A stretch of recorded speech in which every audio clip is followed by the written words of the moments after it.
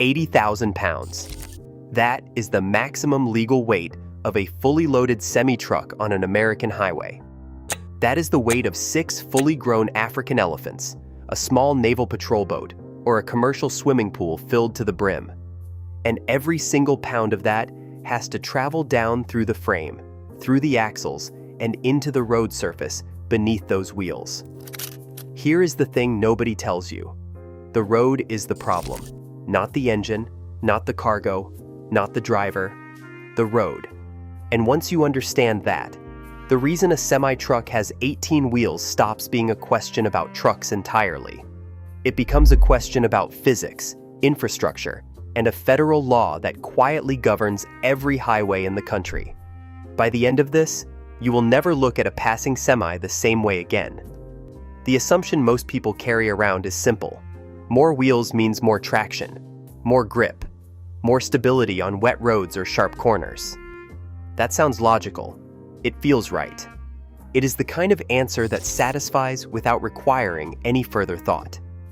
And it is almost completely wrong. Traction is a real consideration, but it is not why the configuration exists. A truck could get adequate traction with far fewer wheels. The real problem is something most drivers never think about, even though they are surrounded by its consequences every single day. The problem is ground pressure. Picture a woman in high heels standing on a hardwood floor. She weighs 130 pounds.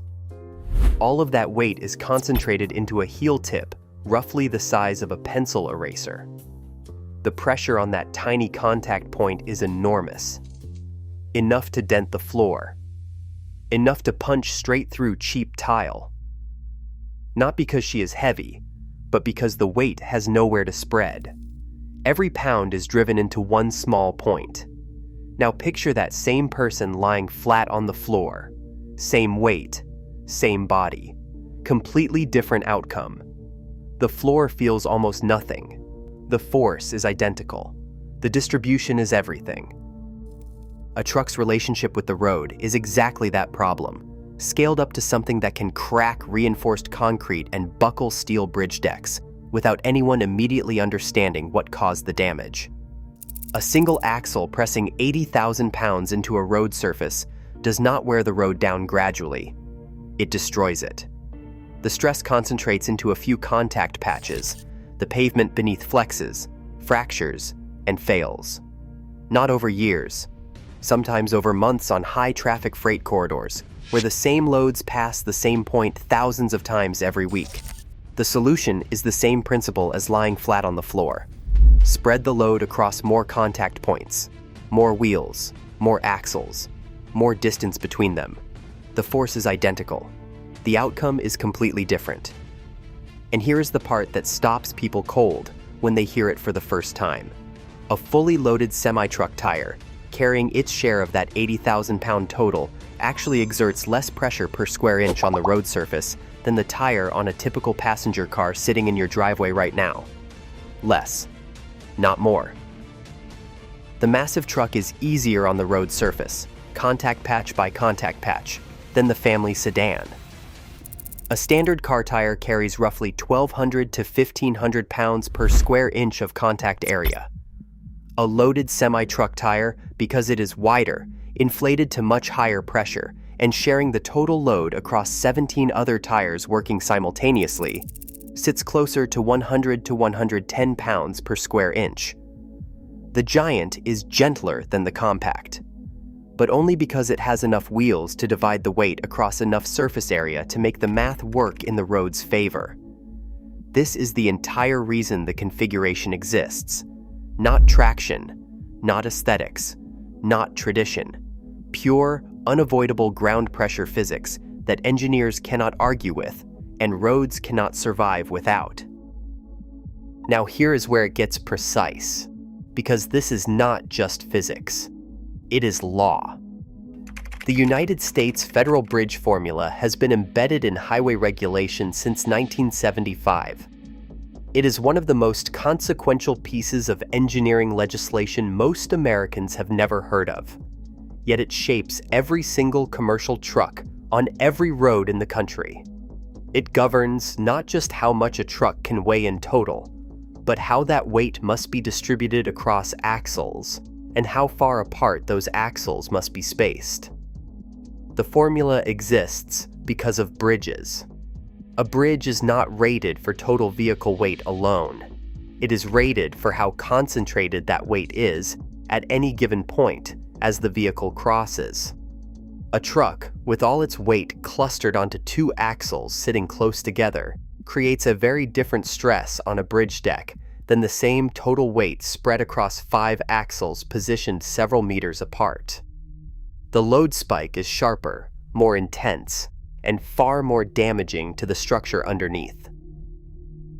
Drive the same cargo over the same bridge with incorrect axle spacing, and you are not just bending the rules.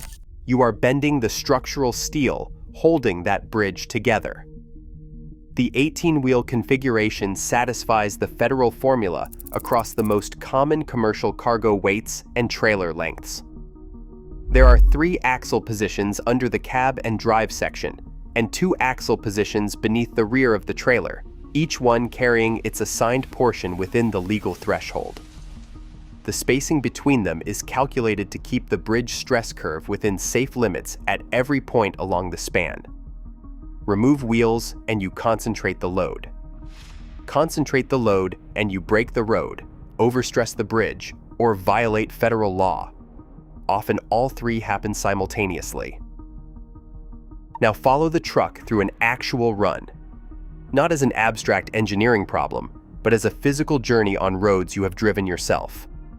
A fully loaded Freightliner Cascadia pulls out of a distribution center outside Louisville, Kentucky, heading north on Interstate 65 with a complete load of retail freight. The 53-foot aluminum trailer behind it is loaded to its legal maximum.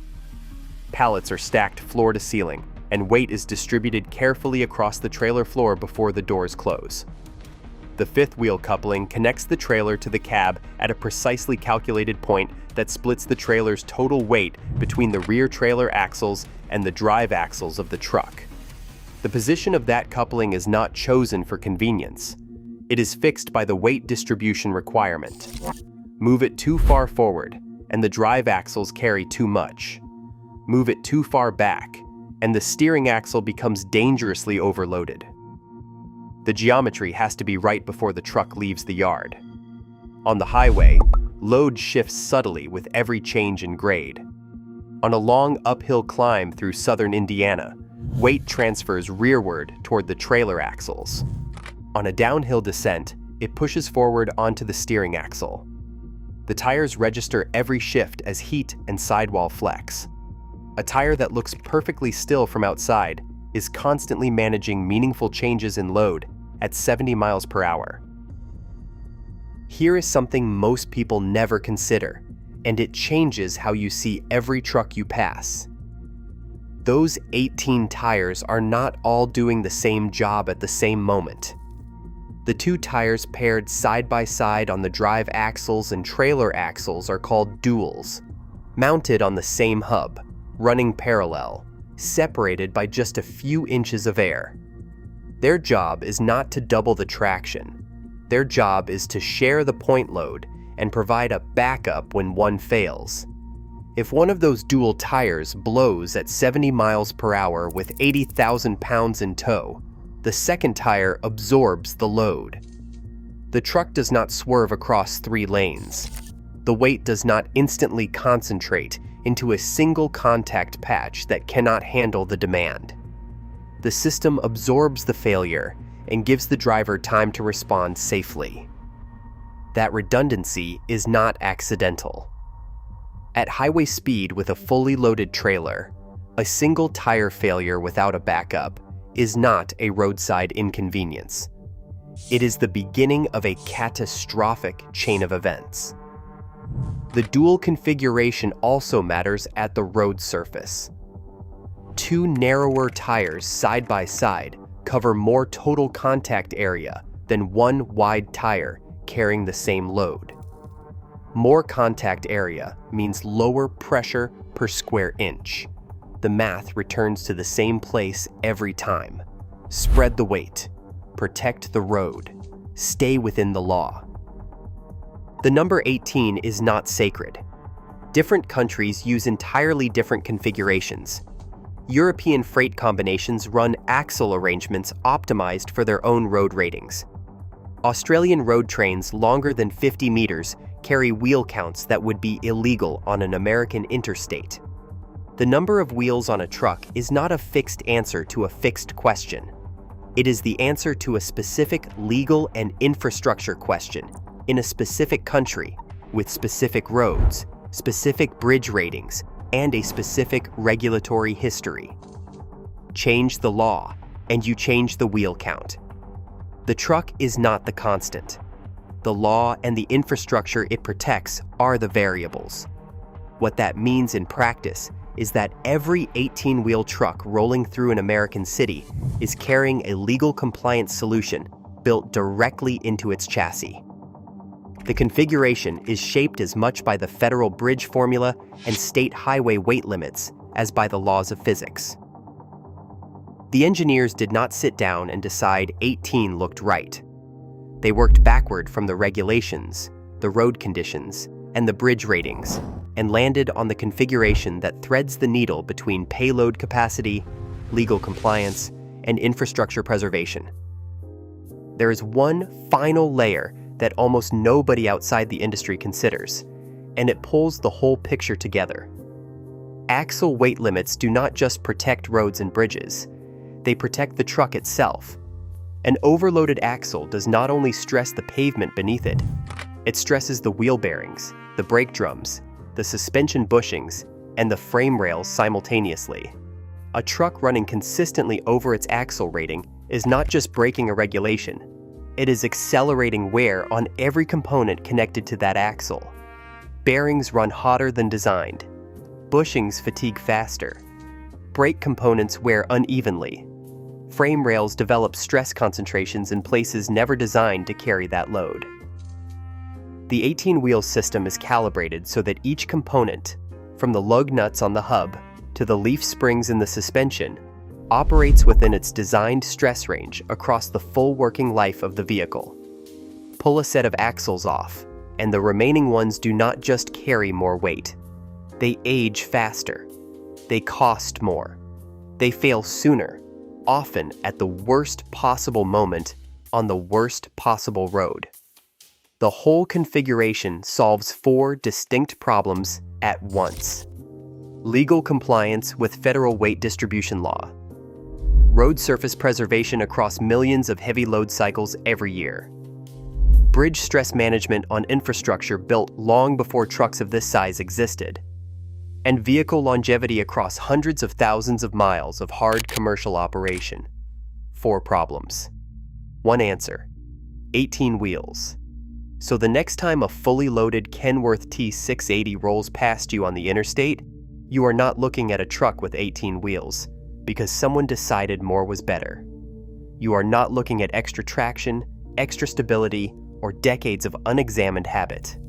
You are looking at a machine whose entire contact configuration was reverse engineered from the breaking point of American roads, the stress limits of American bridges, and a federal formula written in 1975 that has quietly governed every commercial truck on every highway in this country ever since.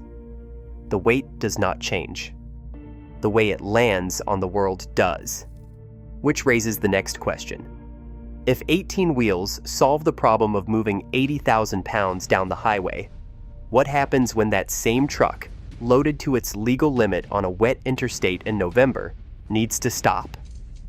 The braking system on a fully loaded semi-truck is one of the most misunderstood, counterintuitive, and genuinely impressive pieces of engineering hiding in plain sight on every road you drive.